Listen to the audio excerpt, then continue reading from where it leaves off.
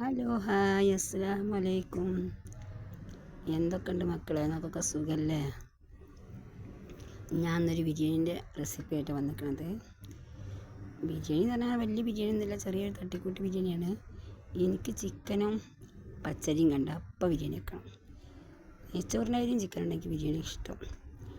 വെറുംചോറ് വെക്കണം വിചാരിച്ച്. അപ്പം വെറുംചോറ് വെക്കുമ്പോൾ ചോറ് വെക്കണം, കറി ഉണ്ടാക്കണം, മീൻ വറക്കണം, ഉപ്പേരി ഉണ്ടാക്കണം, പപ്പടം പൊരിക്കണം, കുറേ പണിയില്ല. ഇതാകുമ്പോൾ നമുക്ക് വലിയ ചിലവൊന്നുമില്ല.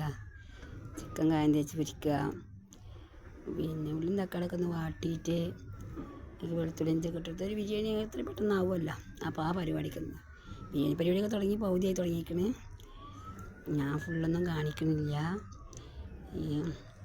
ഇതുപോലെ നമുക്കൊക്കെ ഉണ്ടാക്കി നോക്കാം. പെട്ടെന്ന് ഉണ്ടാക്കണ ബിരിയാണി അല്ലേ, വലിയ ചിലവൊന്നും ഇല്ലാത്ത പെട്ടെന്നാവും ബിരിയാണി. അപ്പോൾ ഇതുപോലെ നിങ്ങളൊക്കെ ഉണ്ടാക്കി നോക്കുകൊണ്ട് നിങ്ങൾക്കൊക്കെ ഇഷ്ടപ്പെടുകയാണെങ്കിൽ സബ്സ്ക്രൈബും ലൈക്കും കമൻറ്റൊക്കെ ചെയ്യ്. വലിയ ചിലവില്ലാത്ത ബിരിയാണി അല്ലേ, അപ്പോൾ എല്ലാവർക്കും ഉണ്ടാക്കാമല്ലോ. അങ്ങനെ ചോറ് സാധാ ചോറാകുമ്പോൾ കുട്ടികൾക്ക് കൂട്ടാൻ കൊടുത്താൽ തേയില്ല. ബിരിയാണി ആകുമ്പോൾ പിന്നെ കൂട്ടാൻ വേണ്ടല്ലോ.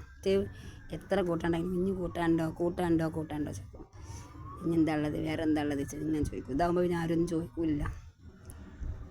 പിന്നെ കച്ചമ്പറുണ്ടോ അച്ചാറുണ്ടോ എന്നല്ലേ ചോദിക്കുള്ളൂ. അപ്പോൾ എളുപ്പം അതാണ് വിചാരിച്ച് ഇതുണ്ടാക്കിയതാണ്. അങ്ങനെ പരിപാടിയൊക്കെ പകുതി കഴിഞ്ഞു തുടങ്ങി.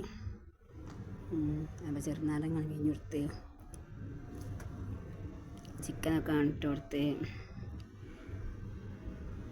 ഇനിയിപ്പോൾ അരി തിളപ്പിക്കണം. അരി തിളപ്പിച്ചിട്ട് തിളക്കണം. അരി കഴിഞ്ഞ് അങ്ങനെ ദമ്മിടുള്ള പരിപാടി കഴിഞ്ഞിപ്പോൾ ദമ്മിട്ട് നിങ്ങൾ കാണിക്കണില്ല.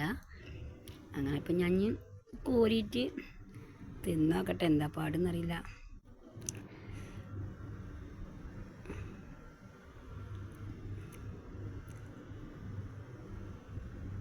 ബിരിയാണി ടേസ്റ്റ് എന്ന് എല്ലാവരും പറഞ്ഞത്. കുട്ടിക്കാണ് കൊടുത്തപ്പോൾ കുട്ടീനെ തൊള്ളാണ്ട് പുള്ളി. കുട്ടി അപ്പം തന്നെ തുപ്പി. ഇൻഷാ അല്ലാഹ് ഇനി നാളെ വരാം.